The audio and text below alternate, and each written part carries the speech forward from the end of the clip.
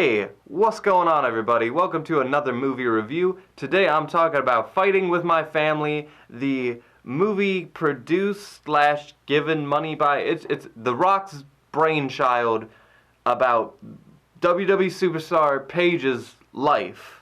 I'm not good at reading that shit like the WWE announcers are. But I actually am a die-hard wrestling WWE fan, so my perspective hopefully is going to be a little bit more interesting because of that. Paige is probably within my top 10 female wrestlers I've ever watched. Fighting for My Family is about Paige, who lives in Norrington, England, I believe, and she lives with her wrestling family, which consists of the big dude from Shaun of the Dead and all of the Edgar Wright movies. I'm forgetting his name, I'm sorry.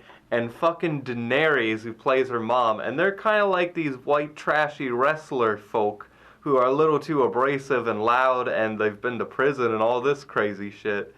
And then their son, who is Paige's older brother, who's kind of like almost like a teacher, like role model-y, like bro kind of guy.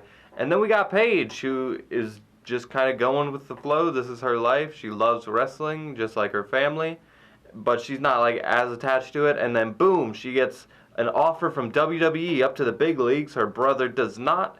And then we watch her rise to stardom. That's if she's able to take it. Odds are she's probably able to take it, since this movie is based on a true story that I already knew. And if she didn't get signed, she probably wouldn't have had a movie made about her. But don't get me wrong, I like this film. Like, it's crazy, a random episode of Raw I watched one time is being made into a full budget movie. And there's obvious inconsistencies. Little things like The Rock, for some reason, is telling her she's getting called up to the big leagues. Like, The Rock on the night of WrestleMania has nothing better to do than tell one of, like, 5 people that are also going to debut the next day that they're getting called up. As if she doesn't already know that. Little things like that bothered me a little bit, in all honesty.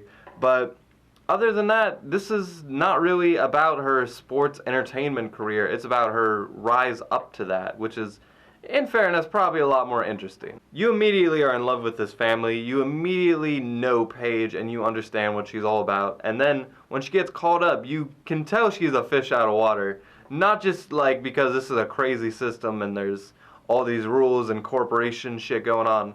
But on top of that, from where she's from, this is not what she's used to at all. And it's hard fucking work, and she has to get along with these dancer, model, cheerleader chicks who don't know how to wrestle. And I think the biggest, most emotional payoff for this movie for me was seeing Paige have to get along with these other 3 individuals who are in NXT. I'm not sure which divas slash superstars that they're supposed to be betraying.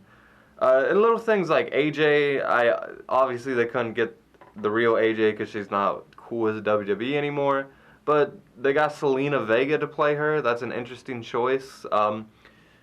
Little things like that don't like mesh perfectly, but they work for this story. They do what it needed to.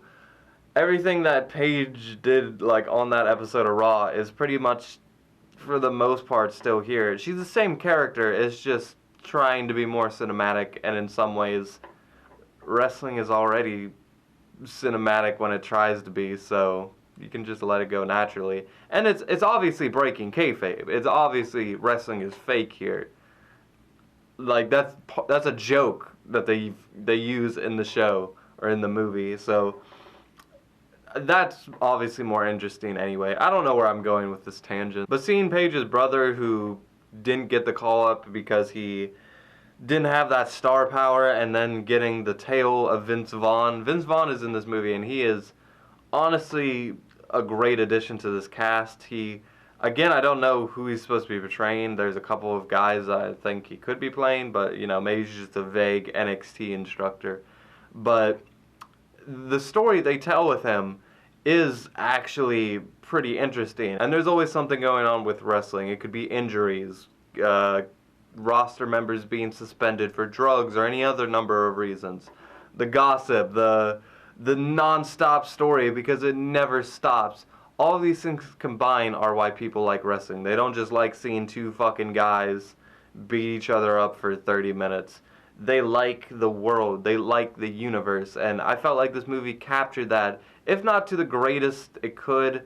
It had enough respect, it had enough interesting things going on that I give it a pass. Some people are calling this like a great movie, and maybe because, you know, they're not used to wrestling like I am. They are being shown this whole world.